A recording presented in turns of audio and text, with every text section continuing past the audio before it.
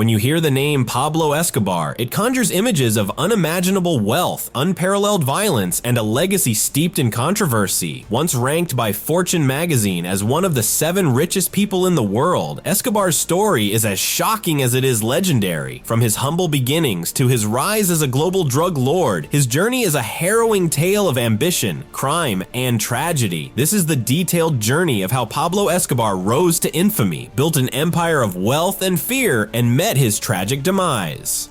Early life and beginnings. Childhood. Born on December 1st, 1949, in the small town of Rio Negro, Colombia, Pablo Emilio Escobar Gaviria grew up in extreme poverty. The son of a farmer and a school teacher, young Pablo's early life was shaped by hardship. His family's financial struggles ignited his ambition for wealth and power at an early age. He reportedly told friends that he dreamed of becoming rich by the time he was 30. This relentless drive would become a defining feature of his life. Escobar's upbringing in Medellin, a bustling city not far from his birthplace, exposed him to the stark inequalities of Colombian society. The opulence of the elite contrasted sharply with the squalor of the working-class neighborhoods where he lived. These experiences fueled his determination to escape poverty by any means necessary, laying the groundwork for his future as one of history's most infamous criminals. Initial ventures. Escobar's first foray into the world of crime was petty theft. He began by stealing tombstones, scrubbing off the inscriptions, and reselling them to smugglers. His ingenuity and lack of scruples soon led him to larger schemes, including black market activities like contraband cigarettes and fake lottery tickets. By his teenage years, Escobar had escalated to more dangerous ventures, working as a hitman. During this time, Escobar's fearlessness and cunning earned him the nickname El Patron. His reputation spread as someone who was willing to do whatever it took to achieve his goals. Inspired by notorious mobsters like Al Capone, Escobar began cultivating an image of power. He even purchased one of Capone's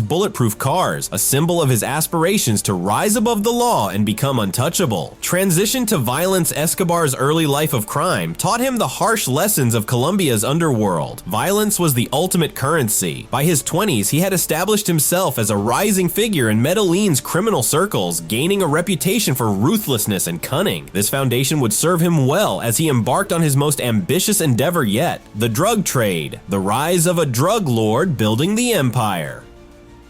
In the mid-1970s, Escobar's entry into the cocaine trade marked the beginning of his meteoric rise. He initially funded his operations by partnering with local smugglers and reinvesting the proceeds into cocaine production. Recognizing the burgeoning demand for the drug in the United States, Escobar devised innovative smuggling techniques to flood the market. These methods included hiding cocaine in airplane tires, concealing shipments in hollowed-out furniture, and even utilizing submarines to evade detection by law enforcement. Escobar's business acumen was unparalleled. He established a vast network of suppliers, manufacturers, and distributors, ensuring every stage of the operation was tightly controlled. His ability to outmaneuver authorities and competitors allowed him to dominate the cocaine trade, earning him the nickname the King of Cocaine. Drug production and distribution. Colombia's lush jungles provided the perfect environment for cultivating coca plants. Escobar capitalized on this, setting up massive laboratories to refine the plant into cocaine. These labs were equipped with state-of-the-art technology, enabling the production of cocaine on an unprecedented scale. Escobar's operations extended far beyond Colombia. He established smuggling routes across Central America, the Caribbean, and even Europe. His most lucrative market, however, was the United States, where demand for cocaine was skyrocketing during the 1980s. By the late 1970s, Escobar's Medellin cartel was producing 80% of the world's cocaine, generating billions of dollars in annual revenue.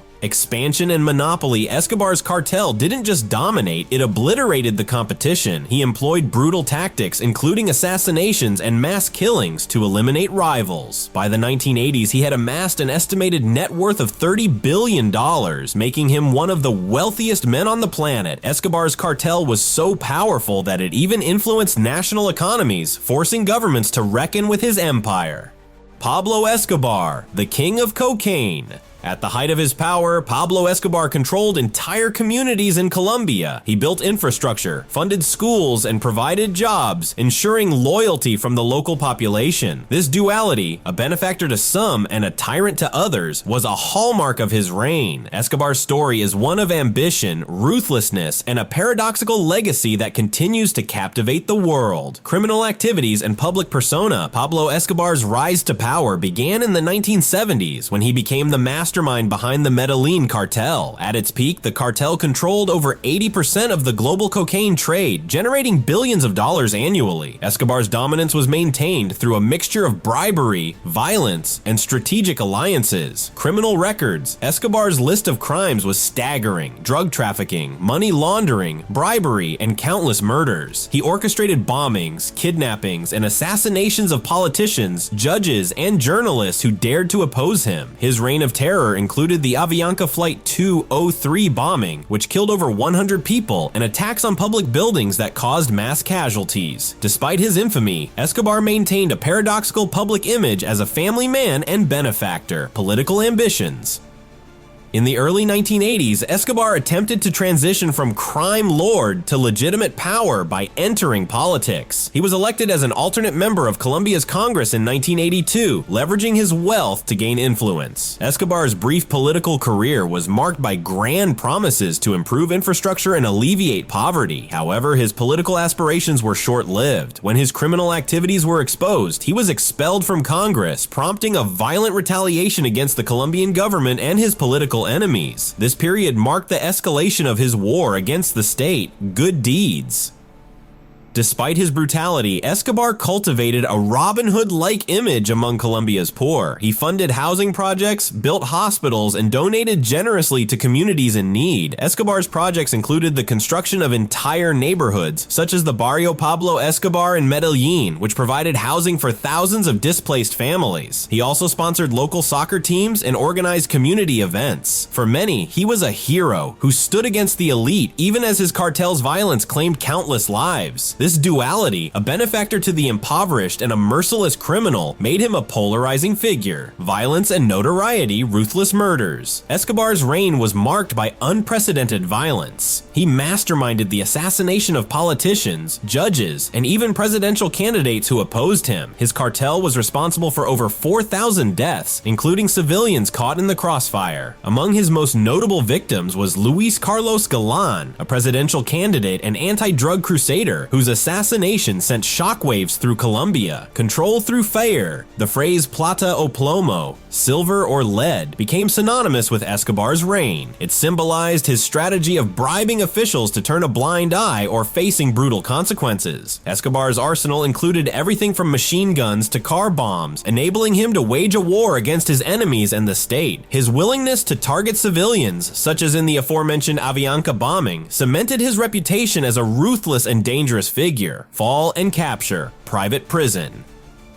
In a stunning display of power, Escobar negotiated a deal with the Colombian government in 1991 to avoid extradition to the United States. He agreed to surrender in exchange for building his own prison, La Catedral. The facility was more of a luxury resort than a penitentiary, complete with a nightclub, jacuzzi, and soccer field. From within its walls, Escobar continued to run his empire, holding court with associates and ordering hits on rivals.